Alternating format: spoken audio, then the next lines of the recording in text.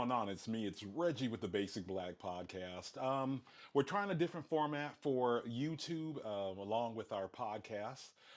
As always, where if you want to reach out to us, it's the Basic Black Podcast at gmail.com. Again, Basic Black Podcast at gmail.com. Wanted to come on really quickly and talk about the situation everybody's talking about, and that's going to be the Diddy and the Cassie situation. Obviously, let me start off first by saying I do not advocate for domestic abuse, domestic violence, or anything like that. In understanding the position where I'm coming from, you'll understand why I don't. And it's for more than the reason of it's just damn wrong. Period. So, um, I have to speak from my perspective because something really affected me with it. Years ago, when I was previously married, I was in going through a divorce at that time. My ex-wife thought it would be cute to see, she was going to be divorced. So let me go ahead and see if I can trash my soon-to-be ex-husband. And not by saying, oh, he did this, he wasn't a good father, he wasn't good this, that, or other. It was basically, let me ruin his name the easiest way that I can. And that was simply done by filing a false order of protection against me. I had to go through the court system. I had to fight or quash, as they say, the order because I didn't want to go to jail. Let's be for real. I'm not even going to sit here and try to be all nice about it. I did not want to go to jail. My job depended on me not being incarcerated, but it was an easy weapon for her to use because it takes absolutely nothing to file an order of protection against somebody. All you have to go in there, write all your little lies down, or tell them to somebody, and then they have you, put your hand up and swear, and then they're after your ass. And that's what they were for me. What ended up happening to me is, I had the police first come to my job. Obviously, that's how she wanted to, wanted to embarrass you. Let's get the cops to your job. Secondly, when I luckily I wasn't at work, but secondly, what ended up happening was so she had them come to my home.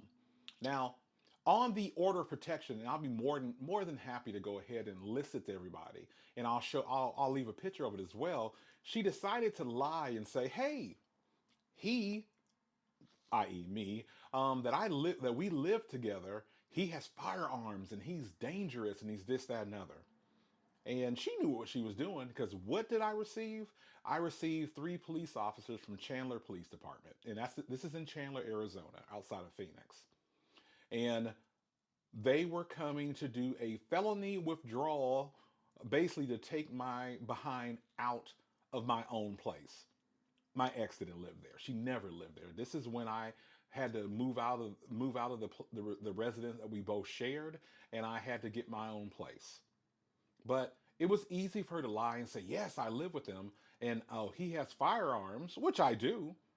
And by having firearms, I currently and still possess my CCW in the state of Arizona. And I am all about Second Amendment, safe, legal use of acquiring and using firearms. None of this bootleg crap that a lot of people do. No, if you have a firearm, be responsible and make sure you follow the laws of your state. But I had the police there waiting on me, and they really let me get up here. They were really waiting on me. 3 police officers at my front door, all because of false information that was provided by my ex. Now, keep in mind, you're going to say, how does this go back to Cassie and Diddy?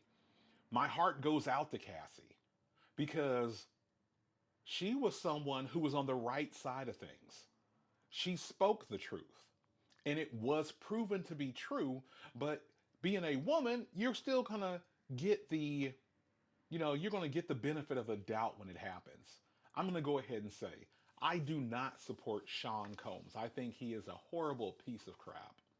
And I mean, even before this incident, the way he treated past artists and, Craig Mack and Biggie Smalls and Faith Evans and everybody do it, Bad Boy.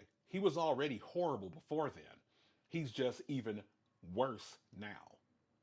But imagine yourself is going out there, and when Diddy made that BS statement talking about I never did it, and when he was dancing around playing Elton John, I'm Still Standing, but he goes from that to that little wonderful little apology.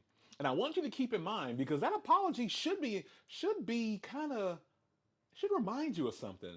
Well, maybe if you watch the movie Monsters Ball, and if you haven't, go ahead and watch it because you'll see the apology he gives is just like that opening scene with Halle Berry when he's already in jail. Maybe that's just some maybe the workings of what was going to go on in his life actually would happen in film first. But anyway, he was already in prison and he was talking to her, and that same look, that same expression that he had on his face was it was haunting when I saw it. But I know as somebody who was on the other side of this, and I was cleared by all areas of law enforcement. But the sad part is that you're not. I hate this. You're not forgiven even when you didn't do it. If I was Diddy, then I deserve it, without a doubt. But even not doing it, even being proven not at fault, even being proven innocent throughout, I won through court. And I welcome my ex wife to say something and tell her side of the story because it seems like the side that she tells to this day is just a lie. This is a person, not once, but twice. She filed two orders of protection against myself and another person who she was dating, and they almost look carbon copy. Like she just changed the name on the heading of who it belonged to. But the interesting thing is, both of them were dismissed. Was she punished? No. Did they do anything to her? Absolutely not. So if she wants to walk into another courthouse and do that again, she can. I find it to be a horrible double standard when, as a man, when, as a father, when, as everything that I am and have done and continue to do to not just make my life a positive space, but make my family's life a positive space, that it can easily be destroyed by a lie. And I think that's ridiculous. So when you see these stories unfold and you see everything that happens with them, you really have to look at it with an objective eye because every man is not going to be Diddy, thank God. And also every man is going to be either innocent or guilty. And in this case, I was innocent, Diddy's guilty. I just hope that when it comes to situations of domestic violence that you don't use these tools as a way to extract revenge against somebody if it really didn't happen. In my previous podcast, I reached out to the Center to End Domestic Violence in Washington, D.C., hoping that maybe I can have some time to speak to one of their representatives and we can have a conversation about this.